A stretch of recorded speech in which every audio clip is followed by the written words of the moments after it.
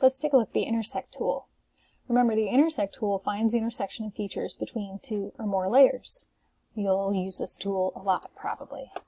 Here we're looking at an example of using the intersection tool would be if we wanted to find the habitat for a rare species, such as a mushroom. We know that the species requires Klamath mixed conifer forests, which you can see in red. You can see that where they're located. You can see some are within the blue areas and some are without the blue areas.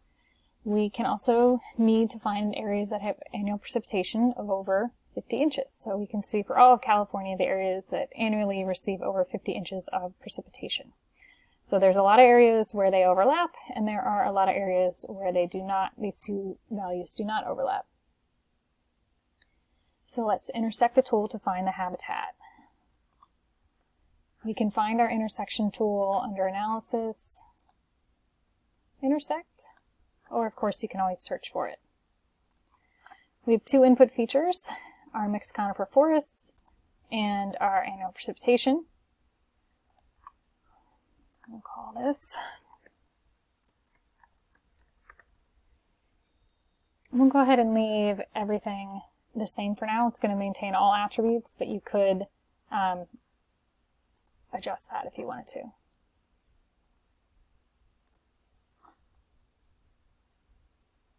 Alright, so we can see our mushroom habitat has been added. Of course they add it in color here, so let's go with a yellow.